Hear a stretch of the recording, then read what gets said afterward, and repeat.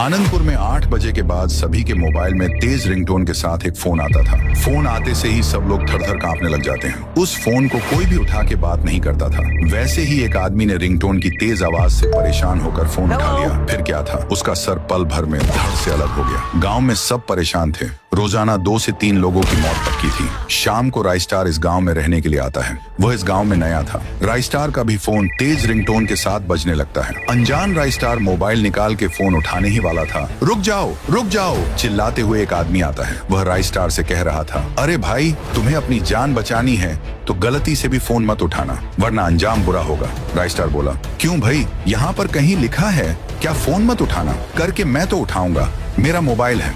आदमी हाथ जोड़कर बोला, बस फोन मत उठाना, मैं सब बताता हूँ। उससे पहले कि वह आदमी कुछ और कह पाता, बाजू से एक और नया शख्स आता है। उसने भी वही गलती की, फोन उठा लिया और तुरंत उसका सर धड़ से अलग हो जाता है। राइस्टार की आंखें फटी की फटी रह जाती हैं। वो आदमी बोला, देखो, मैंने कहा था ना, फोन मत उठाना, वरना तुम्हारी भी हालत इस इंसान जैसी हो जाती। यहाँ पर 8 बजे के बाद जिसने भी इस फोन कॉल को उठा लिया, उसकी हालत ऐसी ही होती है। राइस्टार बोला, ये क्यों हो रहा है और कब से हो रहा है? वो आदमी बोला, अच्छा होता कि हम सब लोग उस पक्षी राज की बात मान लेते। 13 साल पहले ये गांव बहुत खूबसूरत हुआ करता था। यहाँ पक्षियों की छलछल हुआ करती थी और इस गांव में पक्षी राज नाम का आदमी रहता था।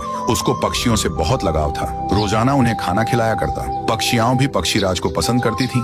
पक्षी राज दिन भर उन्हीं के साथ बातें करता और वक्त बिताता। पर एक दिन ऐसा आया कि सभी लोग अपनी जमीन, खेत चंद पैसों के लिए कंपनी को बेच रहे थे ताकि कंपनी वाले उस जमीन पर टावर बना सके। पक्षीराज बोला, रामपाल, तूने भी अपनी जमीन कंपनी वालों को बेच दी? कंपनी वाले यहाँ पर मोबाइल टावर बनाने वाले हैं, उसके रेडिएशन से पक्षियां मर सकती हैं। रामपाल बोला, अबे, तेल लेने गई पक्षियां, यहाँ पर खाने के लिए कुछ भी नहीं, और तू पक्षियों की बात कर रहा है? मर जाने दे उन्हें। किसी ने उसकी बात नहीं सुनी। कुछ हफ्तों बाद कंपनी वालों ने मोबाइल नेटवर्क टावर बनवा दिए। हर जगह टावर ही टावर, कहीं एयरटेल का तो कहीं जियो का। जिसका डर था वही हुआ।